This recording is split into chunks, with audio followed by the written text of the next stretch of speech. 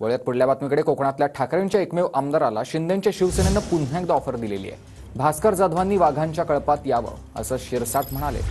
माजी आमदार वैभव नाईक यांनाही शिंदेंच्या शिवसेनेनं ऑफर दिलेली आहे. वैभव नाईकांबद्दल आमच्या चर्चा सुरू आहेत असं भरत गोगावले म्हणाले.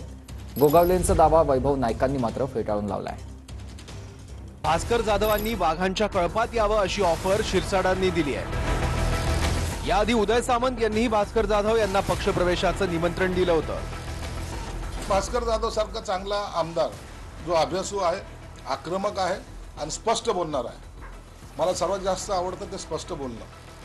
म्हणून भास्कर जाधवांना सांगेल, भास्करराव आता या मेंढ्याच्या कळपात राहण्यापेक्षा वाघाच्या कळपात या. एवढ्या प्रभावीपणानं बोलणारा, मुद्देसूद कायद्यानं परफेक्ट प्रत्येक भाषण करणारा असा हा एक माणूस विनाकारण उद्धव साहेबाच्या ह्या हुकुमशाही प्रवृत्तीच्या माणसाच्या जवळ अडकलेला आहे आणि तिथून जर बाजूला गेली तर त्यांच्या नेतृत्वाला अजूनही भरपूर संधी मिळेल असं त्यांचं वय आहे.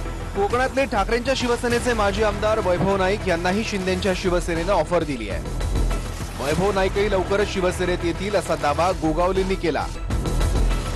पण गोगावलेंचा दावा वैभव नाईकांनी फेटाळून लावलाय.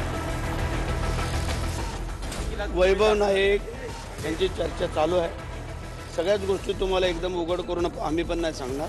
काही गोष्टी गुप्त पण ठेवाव्या लागतात, परंतु योग्य वेळेला तुम्हाला ते सांगितलं जाईल. याआधी सुद्धा 2009 मध्ये सुद्धा आमचा पराभव झाला होता आणि त्यावेळी सुद्धा कोकणातील जनता ही शिवसेनेबरोबरच राहिली होती आणि त्यामुळे मी असून देत, माझे सर्व सहकारी असून देत, आम्ही उद्धव बाळासाहेब ठाकरेंबरोबर निष्ठावंत आहोत आणि येणाऱ्या काळामध्ये सुद्धा आम्ही उद्धव बाळासाहेब ठाकरे निष्ठावंत राहणार.